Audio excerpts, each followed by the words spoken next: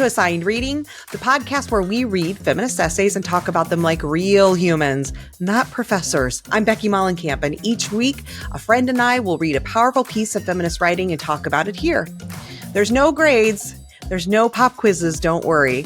The essay is always linked in the show notes if you'd like to read it, but whether you do or not, you're invited to join us and listen in on this conversation. Let's dig in. Then we can dehumanize other people, the planet, the earth. And then it makes it so much easier for us to then objectify and then to destroy. And, we see it happening now. It's like these words. Oh, someone's in, immigrant, then it's illegal, then it's, thug, right? Alien, thug, gang member, fill in the blank. That was Nancy Harris, my guest today, to talk about an incredible essay from Robin Wall Kimmerer called Speaking of Nature, linked in the show notes. Totally recommend you listen to it. I loved our chat. And first, I just want to tell you quickly about Nancy, and then we'll dig into the conversation. Nancy is an equity-centered leadership coach and people and culture advisor. She works with social impact organizations to help them advance and develop their senior leaders. She has more than 25 years experience as an HR executive, and that term HR comes up in this conversation, and also as a coach and consultant. She hosts the Intersection podcast and is a coach and facilitator for numerous leadership programs at Northwestern University Kellogg School of Business. I will link to all of that in the show notes so that you can go and learn more about Nancy, read this article, and I hope you really enjoy this conversation. Let's get into it. Hi, Nancy. How are you? I'm good. How are you, Becky? Very good, and excited to talk about this piece because I don't know about you. I'm going to find out in a second, but I really loved it. And I've read Robin Wall Kimmerer. Her name is hard for me to say. In the past, I read Braiding Sweetgrass, although I'll be honest, I didn't finish it, but I do love her writing style. So I'm really excited to chat about it. I'm curious what your just 2,000-foot view, high-level review of this piece was. Really enjoyed it. It's interesting. I didn't realize that she was the same author because several people had recommended that book to me and I haven't read it yet. And for me, the piece was really timely. The focus and connection around nature and how we interact with nature, but even more so profound, how we disconnect from it and objectify it, and how I have seen that parallel in terms of how we objectify people and humans. Which obviously right now, it's always been an issue, but I feel like it's top of mind for a lot of folks here in America at this point in time. So yeah, this was written 8 years ago. Yeah, it was like 2017, I think. Yeah. It feels timeless, though. It feels like it could just as easily be out today and be just as poignant and important now as then. So just for people to give a really high-level review of what this is about, it's talking about using language as a tool for changing our relationship with the world around us, specifically here talking about how we objectify living beings, creatures, living things. So including the wind and trees and also animals and insects and all of those things we call it. And it is sort of an object, right? The same way we would with a shovel or something man-made, right? And the conversation is around pulling from Indigenous roots on saying what if we use language that made those things not people, so maybe even a separate sort of language than he or she, but that still let us treat them differently than these sort of man-made objects, right? And so it's funny because that premise is sort of, to me, feels maybe a little out there or a little sure, that sounds nice sort of a thing, right? But then when you read this and the way she so clearly illustrates exactly what you said of how far is that leap from when we start to objectify one form of a living creature, from the insect to the panda, before we start to do the same with humans, right? The way that we separate ourselves. And I thought that was so interesting. Yeah. And, I also appreciated that, she delved or, delved into and really talked about being separate, disconnected, but also the intentionality behind that, right? Bringing in and weaving in colonialism and stolen lands and capitalism and extraction. And I personally probably would have never made that connective leap with nature, how she took this, utilizing nature. I wouldn't have put all of that together. And that's why I think it was also so profound. Well, and I think that's got to be owing to her Indigenous roots, because that's what she's pulling from here so much, talking about the Potawatomi people, which is where her ancestry is, and talking about the loss of language and what that means as part of loss of identity. And it's not a big leap then to go from loss of language, right? Because of colonialism, people coming in, these, colonizers sort of, and even pointing to, Christian colonizers specifically, and saying, these folks came and sort of, not by accident, very much intentionally put people into these schools, forced them to speak English, and then that erased language, which she's now desperately trying to relearn to teach other generations. And that's definitely a movement that's happening, but entire language being destroyed. And then from that becomes identity destroyed. Right. And so I think if that is your experience, if that lives in your DNA, then it doesn't feel like a big leap to be able to say, I can see the importance of language even down to living creatures. And she talked about, I'm trying to remember, I think it was here where she says something about, in that language, the Potawatomi language, there is no it for nature. Living beings are referred to as subjects, never as objects, and personhood is extended to all who breathe and some who don't. Meaning, she says, even from the silent boulder people, meaning boulders are seen as people, to, chickadees that are talking.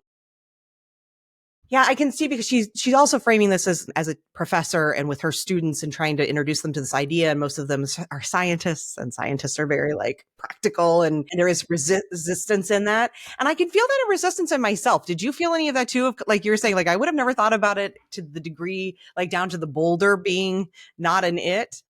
I can feel that resistance in myself. And also there's this, when I can let that go, this beautiful opening that happens. Yeah. I don't know that I felt any resistance to it. I felt also like a parallel. I mean, if she was talking about, her ancestry, it made me think of my ancestry, African American, stolen from, don't know the language, and all of that. So, I didn't feel resistance to it, because I know that other cultures embrace and interact with nature in a different way.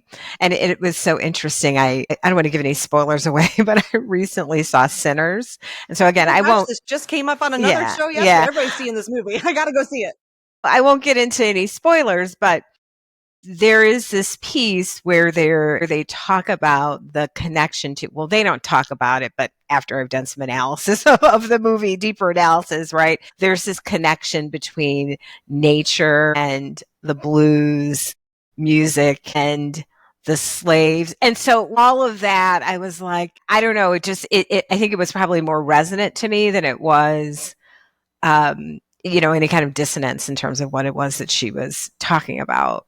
Well, and I am sure, I'm not sure, but I would imagine that it's not surprising, given that we have different cultural backgrounds, that as somebody whose background is, although I don't know it that fully, I can assume I'm more along the lines of the colonizer folks, right? And it's not terribly surprising then, knowing that I have more European roots, that I do feel that resistance, because my lineage is this, as she says, English language is made up primarily of nouns compared to the verb-based Potawatomi language.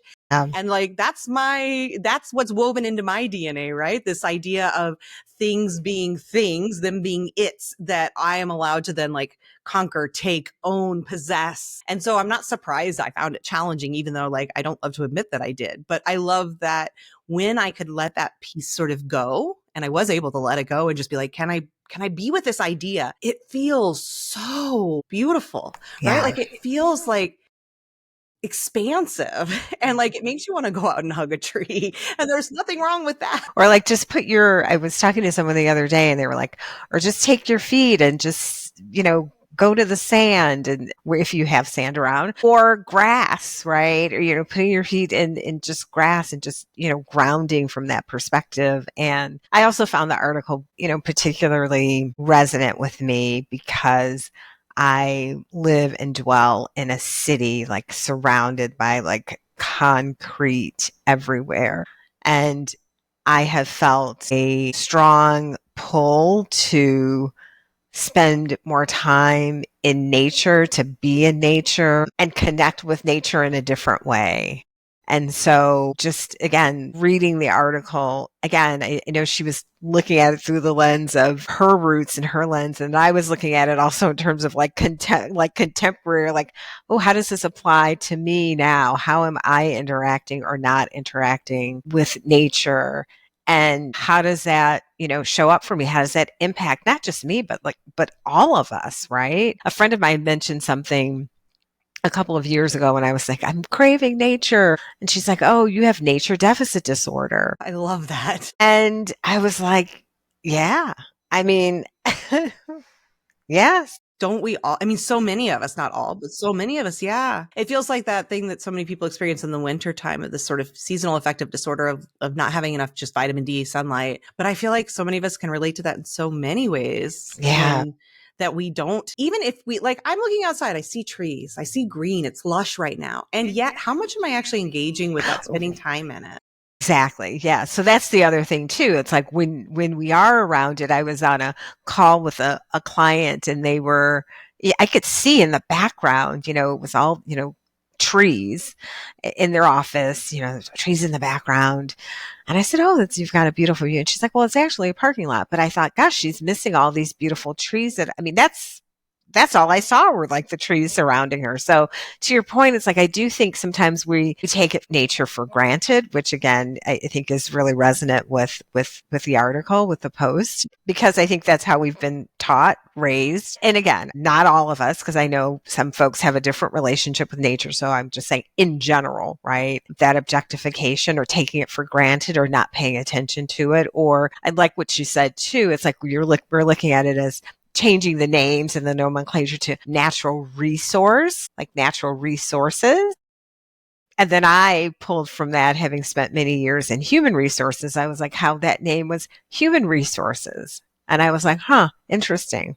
Resources. Right. And I mean, I think because there's a line here that says bulldozers, buttons, berries, and butterflies are all referred to as things, whether they are inanimate, industrial products, or living beings. And when it's just like that stark reminder that I know butterflies are living beings and I don't go out of my way to kill them or any of that, right? But like, just that, like, yeah, when I start to make a butterfly the same in my mind as a button, right? By referring to them by these same things and thinking of them both as it's, then how far is that leap really, as you're talking about, to go from natural resources, these products, these things, to human resources and products and things? And we know from history that isn't a hard leap for some people to make. It's not a hard leap, right? It's not a hard leap at all. And I have appreciated, as I've seen the profession that I worked in and have worked in for many years change, and at least now calling it like people and culture, or say, so something other than that resource, because now when I hear it, it kind of grates me to hear that terminology. It's funny how we take these things for granted, though, or just yeah. They go so unnoticed. I say HR, I say human resources all the time. Do I really stop to think about what that's saying? No, but that is the way. And that's why I think, like, as part of me is like, who cares what pronouns we're using on these things? But then again, how far is that leap to talk about pronouns, which are very much a part of it, the public debate right now, where I would fight fiercely for people to have the pronouns that represent who they are, because I understand the importance of it. So like, it's funny how much this like capitalism and the colonial, I don't want to say experiment because it's the thing that's happening, but this colonial journey we've all been on is like how much it has used language to numb us in a way, right? And to make us like willing participants in things that when you really stop to like analyze it, you think that's not like, because I don't think of a button on a butterfly as being the same. Right. No. And yet, do I? Because I'm, and I certainly don't think of humans as resources. And yet I use that language. Yeah. Yeah. And some people do. Well, right, and obviously, right. that's, unfortunate But this and is also part of how that obvious. happens, I think. Absolutely. And I think Absolutely. language is as silly as it can seem in a way. Like there's this part of you that's kind of like, because I think one of our students is sort of like, who cares? It's words, right? Yes. Yeah. And there is that part of me that's like, yeah, I get it. And we know that words are so much more than words. Yeah. Yes. Yeah. I recall that section in the article. I think one of the students says, like you said, who cares? Like we were on a farm, we had relationships with the animals. We called them all its, who would want to name something before we were about to eat it? And she's kind of like, well, Thanks that's for the proving my point. point. Right. That's kind of the point. Right. So yeah. Yeah. But it is confrontational in that way too, because I'm thinking like there is that part of you reading it going like, so does this mean I have to be a vegan? And what does all of that mean? But then even that, because she's like, but I love the freedom that it gives you because it's like even the radish is a creature that is a living organism that we could honor. And it becomes more about, and this is where it really got me because it was like, at first I'm like, ugh, I've heard the vegan like things and I love people who are vegan. I wish I could be, but I just can't. Okay. And so those sometimes get overwhelming because it just feels guilt inducing. And instead this felt like it's this call to say it's not about having to change all of your behaviors necessarily, but it's mindfulness, it's awareness, it's appreciation. Because how often do we just zip down that salad without thinking anything? And her point is like, can we take one moment to say, thank you for this, right? That you are now providing me this nourishment. And that is Mm-hmm. a very different way of existing. It's the antithesis of the way that we, at least I can speak in the US. I can't speak for, other countries, kind of how we live and breathe and operate. Right. So, and just your point around like, vegan, it's like we take these things and then we use them to like demonize people, right? So it's like, well, you're not a vegan or you are, or you're this or you're that. And again, it's that action then from, it's kind of like the words or power. It's like, it's the labeling. It's the, you're different. You're this, you're a carnivore, you're a vegan, you're a vegetarian, you're a pescatarian, you're this, you're that, like all of that. Right. And it's like, no, everybody's a human. Right. Or well, and in this case, everything that's living is everything that's living is living, right? Until it's not. And can we just honor that? Because again, it's maybe you make the same choices, but when you stop to think about the choice you're making, to give some honor to this living thing, right? I think even as we think about the times in history where humans have been treated as objects, right? Which is I think is the obvious, even though I don't know, it's not as explicitly laid out, but it's like you can't read this and not think about that. And it's like there's no stopping to appreciate, there's no stopping to think, there's no mindfulness, there's no care, and how much that could change things if we brought that energy to everything.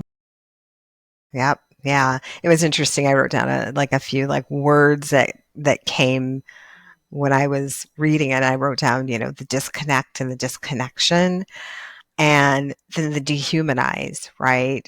And we then disconnect from the nature, then we can dehumanize other people, the planet, the earth. And then it makes it so much easier for us to then objectify and then to destroy. And, we see it happening now. It's like these words, oh, someone's an, immigrant, then it's illegal, then it's, Alien. thug, right? Alien, thug, gang member, fill in the blank. It's like, then I remember having a conversation. This was several years ago with a friend, and I live in, Chicago, and there was a killing, and my friend said, oh, well, the person was a gang member.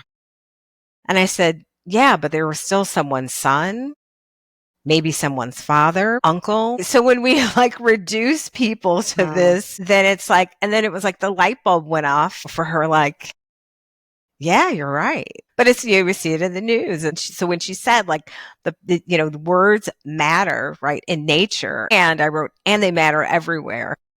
Right. I think she said something about like, I think it might have actually been from Kristen Trippett from On Being podcast, who said like words create culture or something like that. And yeah, I mean, the language, it does matter so much. And that's exactly like the way you draw that line of it starts here. And then it's like those who are willing, because I think it's important too. She points out in the same way you did, some people are just going to be extractors. They're just takers. They're destroyers. It may be very difficult to change them. And she said, like, just changing the language isn't going to necessarily change that. Exactly. But what I think it does address is someone like me who would be like, human resources. I use that language all the time. Have I stopped to really think about what that says, what that means? No, I just take a lot of things for granted, right? And having it to confront it is something that helps someone who does want to show up differently, who does want to value all living creatures and like noticing it. So I think it's important for that reason, because it does create cultures and those lines where it's like those who are willing and want to take, extract, destroy, they're the ones who keep pushing, right? They just push the language. And how far can we push this language out until now we have, and we saw this with Hitler. We're seeing it again, right? Where it's like, can I just start here and then push it a little more and a little more until average people who, with any amount of thought and care, would think of themselves as people who love people, are suddenly taking an entire group of people and thinking them no longer really even as people, right? Like, yeah, throw them in that box over in that other country where we know they're going to be treated like animals because they're basically animals. And how does that happen? And I think you're right. It happens with that like little slide of the language. Language is that powerful. Yeah. And it's when you said that, I thought of, when you said you treat people like animals. And I've heard people say this, like sometimes people treat their dogs now better than, but it's also like the language now that we use around it. When I was growing up, it was like the dog owner. Now it's like the pet parent, right? So it's like this, like you said, it's like this, and then you have this different relationship too. Yeah. And I think that's important. I mean, right now, because my son is home from school today, and he's sitting over there with our little pet dog, and that is part of our family, right? And we don't use it with our dog. I would never, right? And I think so many people would never use it with their animals, their pets, these family members, and then yet they're able to turn around. Please, I love you, but you have to go. I'm working. But they will turn around and do that. He loves to look at himself. They'll turn around and do that with humans after a certain amount of time, right? And I think what we do in one place is what we do in all places in a way, right? And so if we're willing to do that with our pets, then how hard of a leap is it to think that we would do that elsewhere? Right. I think just there has to be a raised consciousness and awareness, because like you said, there's words and there's things that we use. We don't think about it. We don't question it.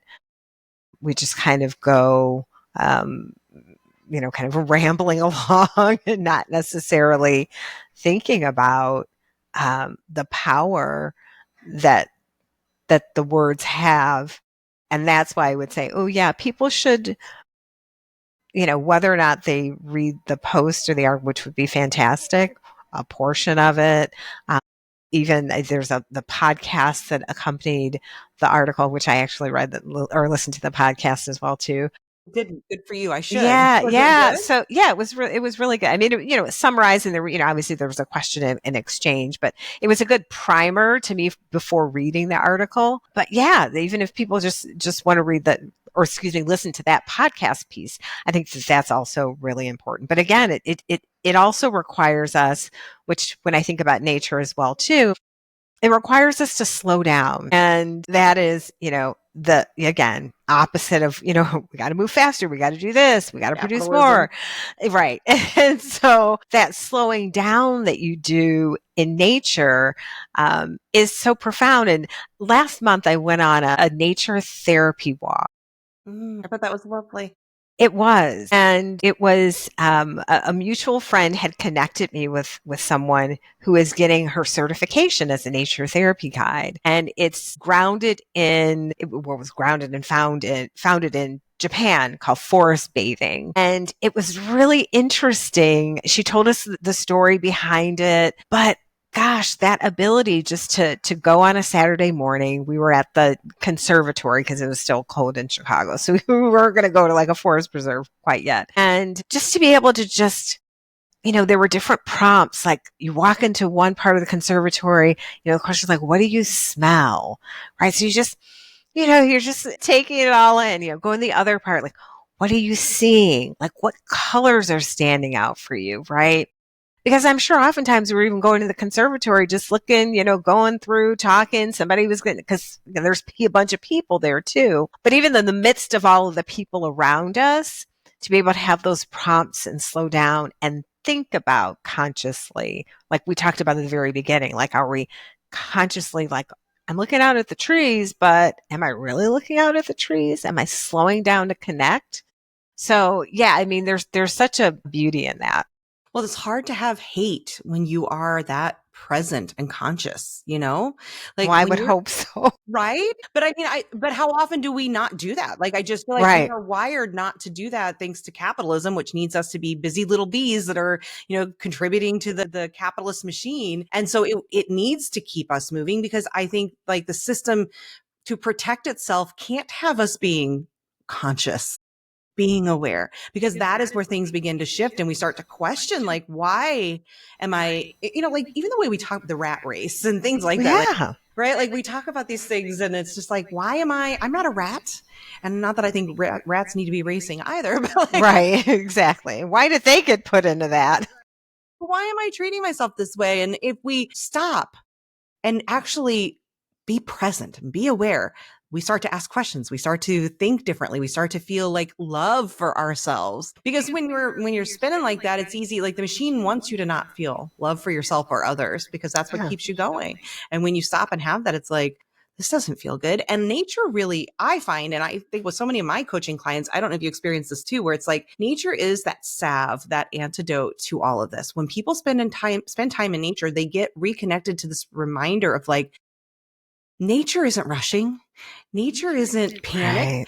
right? Nature isn't. And why am I, as part of nature, treating myself so differently? And it is this because, she talks about how we use it to distance Right. ourselves, to set others outside of our circle of moral consideration, creating hierarchies of difference that justify our actions so we don't feel. And it's these hierarchies. I've now elevated myself above nature, and yet nature seems to have it figured out more than me. I definitely think we need to be paying more attention to nature, to our animals, to like everything. It's like, it's so, powerful.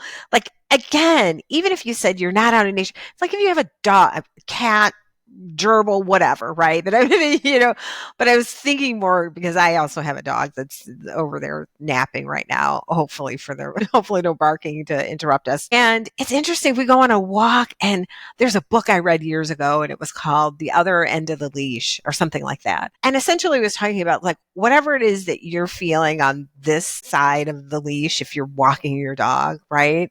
Your dog feels that. They know it, they sense it, right?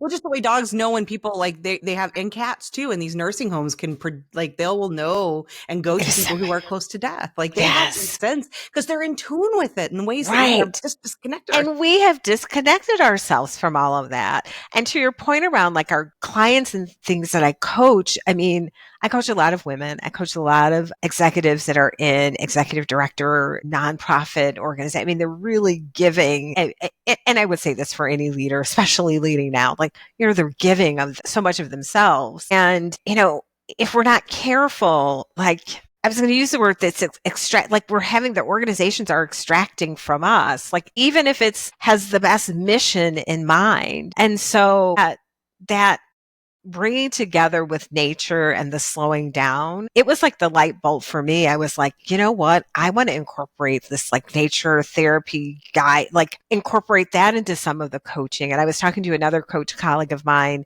the other day who was saying how I can't remember the name of it. I'll try to remember the name. And if you want to put a link to it, but it was like biomimicry she was talking about, where she utilizes nature and what's going on, with, basically nature, biology, like as a connection point and a mimicry of what's going on. And I was like, wow, like this is exciting me to think about, because again, Becky, like this is in taking this article that we read and it's making it real. not that it's not rude, but you know what I mean? It's like you can Yeah. actually apply those things. Yeah, because this can feel a little esoteric of like, we're just talking about words and it feels big and what does it actually mean? But then, right, what does it look like? Because what she said too, I'm just going to read parts of this for people who don't actually read it, but the one I recommend people read it. But it says, our words can be an antidote to human exceptionalism, to unthinking exploitation, an antidote to loneliness, an opening to kinship. If words can make the world, can these two little sounds, the ones that she came up with, which were key and kin, key for singular and ken for a group of things that are not human, but are also not like just in man-made objects. Can these two little sounds call back the grammar of animacy that was scrubbed from the mouths of the children at Carlisle? Again, those folks who had their language taken from them as children. And yeah, it's like, how do we then say, okay, how do I use this in my life? Because I want to have that antidote to human exceptionalism. I want to unthink exploitation. And I do think part of it is this connection to nature is huge. And like the ways that we exploit nature and looking at those parallels to how we will, like how that translates to then eventually exploiting humans, also looking at how nature behaves and like learning from that.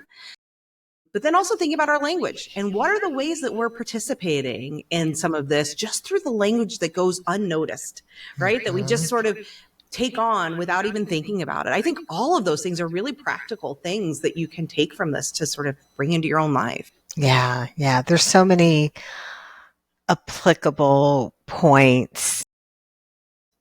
Again, particularly, because I work with a lot of people who are in organizations, in these systems, for them to really think about, what words am I using? What words are we using? How can we slow down?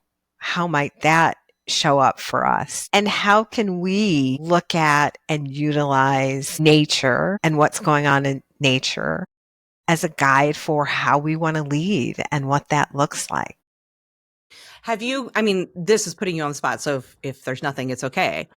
Have you given thought to that for yourself yet? And what are the things? I'll start just so you have time if you haven't thought about it. Because one thing I think about too is just the seasonality of nature and the way that, and there's a book called Wintering that talks about some of this. It's really great too. But the way nature blooms, right? And then it dies back and it goes into this like almost like a hibernation state. Sorry, my brain's not great today. Perimenopause. And then eventually, blossoms forth. And it's just like this ebb and flow of nature, the way that nature protects itself by giving itself rest, because it recognizes like the flower can't stay in bloom 24/7, right? It can't withstand the cold. It can't survive. So to survive, it knows it has to retreat into itself and rest and then come back when it's able. And that's something that I see and try really hard. And I'm working with clients and myself to apply to our own version of leadership and of self-leadership and of others, of honoring our own. Humans are no exception to that. We also have seasonality and we also have times when we can give more and when we need to rest more.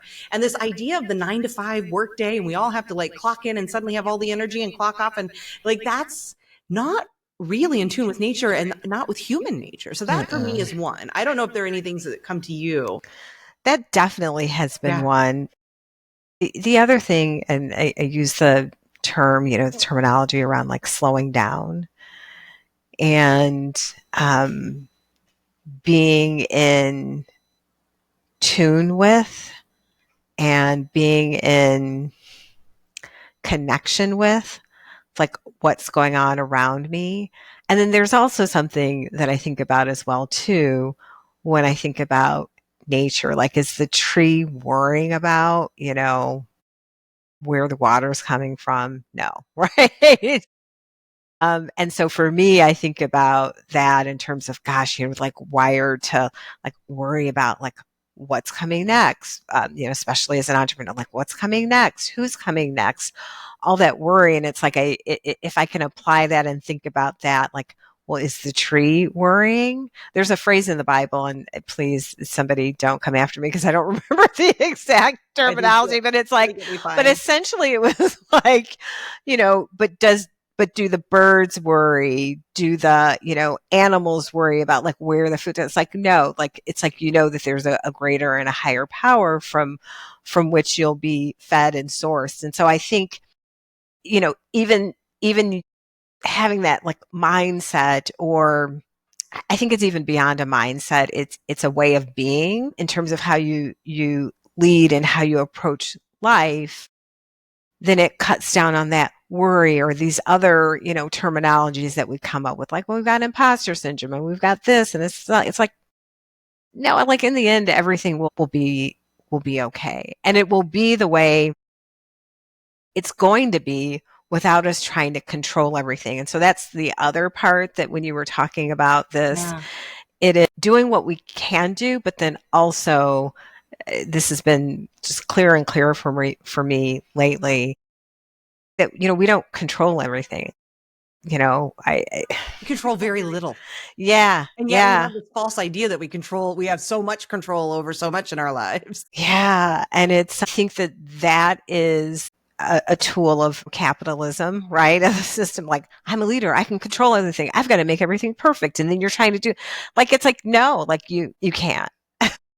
Right. All you can do is the same way the tree tries to make sure its roots are, deep into the soil and spread out far so that when the hurricane does come or the tornado does come, it has a better chance of surviving. Spending all this time trying to control whether there's a tornado, that's fruitless. That's pointless, right? And you don't see that happening.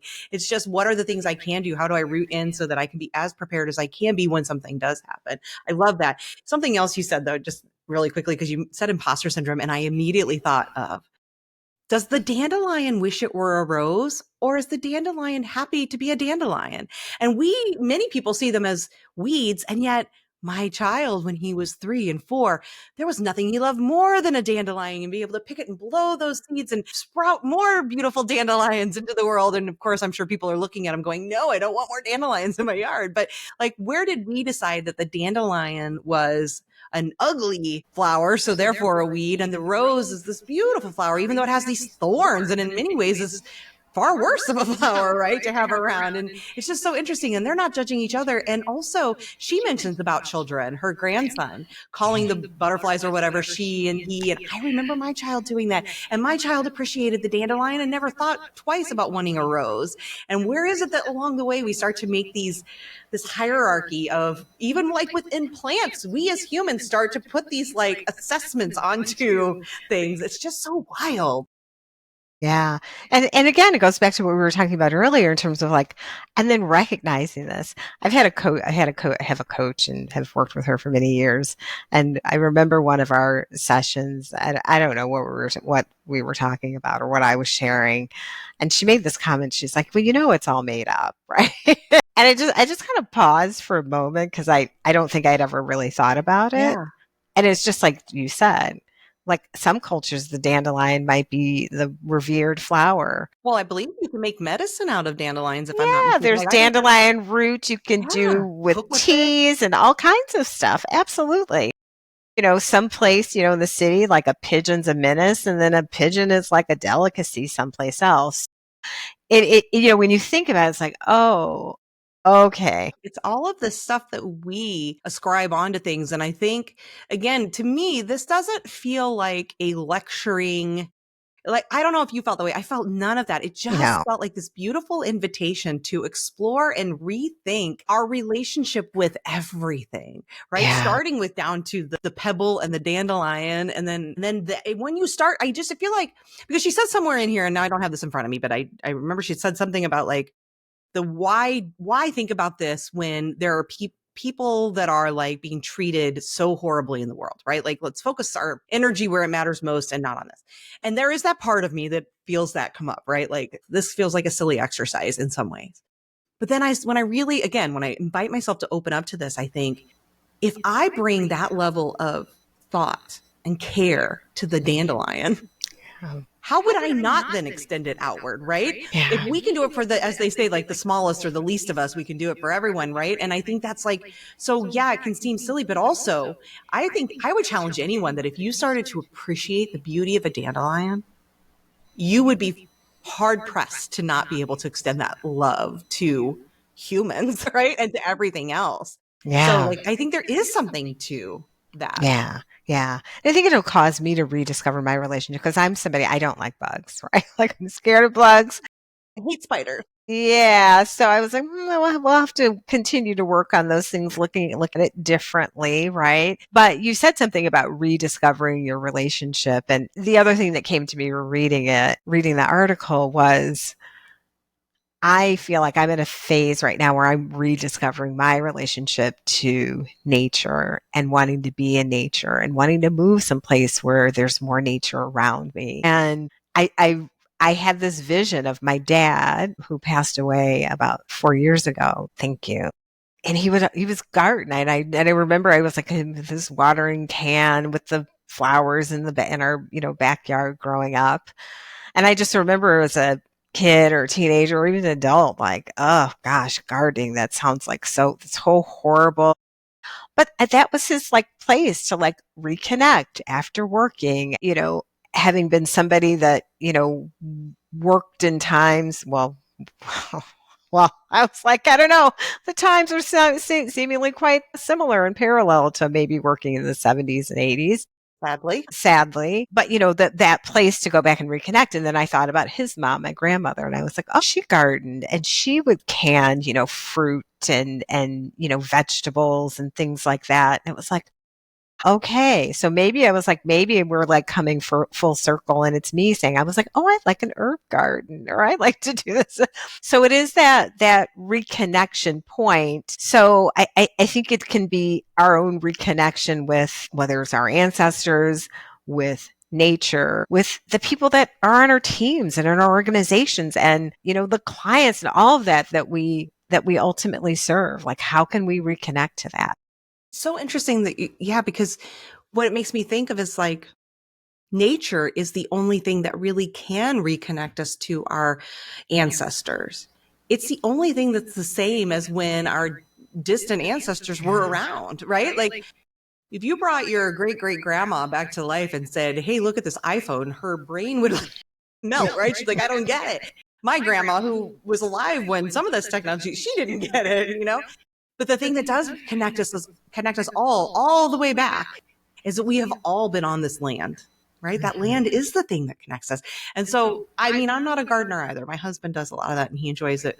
But more and more, there is this part of me too that's like, even if I don't want to necessarily put my hands in the dirt yet, I do want to be out there more. And when I am, I guess that's what helps me feel connected to myself too, because the thing that hasn't changed in my lifetime, let's hope well, if it does, we're all gone, but is that this planet is the thing that has been here from the moment I was born into this earth and I leave it, is like, this is the thing. Everything else around me changes, but like the trees have always been here. These beautiful blue skies have always been here. Even the rain and the icky parts have always been here, and they keep showing up for me. And it does help me reconnect even to myself, let alone my ancestors. And that is such a gift. And then we treat it so badly. I mean, the piece we didn't talk about too was just like how we, environmentalism and the way we treat Earth. And I think it's interesting that this piece that talks about like more around nature makes us think a little more actually about our human relationships and things. But it did also, there is that part of like, oh God, if you are showing appreciation for the radish you're having on your salad, I think it becomes harder also then to continue to treat Mother Earth so poorly. Yeah, yeah. Oh, climate change doesn't exist. So yeah, it does make it that much harder. Yeah, and she mentioned some cultures that actually have done things like making Mother Nature basically a person. That stuff makes me sad in a way, because I think it feels so like, it makes me happy for those places. It makes me sad for us as Americans of feeling like that feels so out of reach and so far fetched that what could ever happen here. I don't know. Do you feel like any hope in any of that, where we start to think of like the Swiss now define animals as beings instead of objects? New Zealand, there was a river that was being threatened, and the Indigenous Maori leadership got protections calling that river a person. Like there was a few others examples, but it feels like, oh, could it ever happen here? Yeah. I was also listening to someone who said, we can have like doubt in one hand and we can also have hope in the other. Mm. I think if I don't have hope that, we can change and shift in some kind of way, it's like, then like, what's the point? So, if you asked me today, I'm like, wow, we seem like a far way away from that. But just us having this conversation and people continue to have this dialogue, then I have hope that, who knows whose light bulb might go off over their head or sunlight will come to say, oh, wait, or I never thought of that. Or, maybe there's something I can do. So that's the hopeful part. Yeah. Of all the pieces that I've read so far for this, which is like, I think you're the fourth or fifth interview, this is the one I most recommend people read, which surprises me in a way. As I started to read it, I was like, oh gosh, why did I pick this one? I don't know if I'm going to like this. I picked it because I wanted something from Robin Wall Kimmerer, because I know I love her and I hadn't read this. And then I was like, oh gosh, maybe this isn't the right piece. And then as I read, I was like, oh my gosh, this is exactly the right piece. It's what I needed today. It's what I need right now in this moment. It sounds like it was for you too. Do you recommend other people read it? 100%. 100%.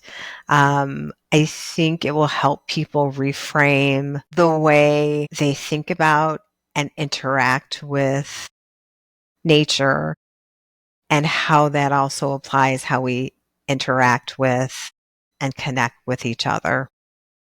You said you had taken some notes. I want to make sure, was there anything else that came up for you as you're reading this that we didn't talk about, or any parts that were particularly, special to you?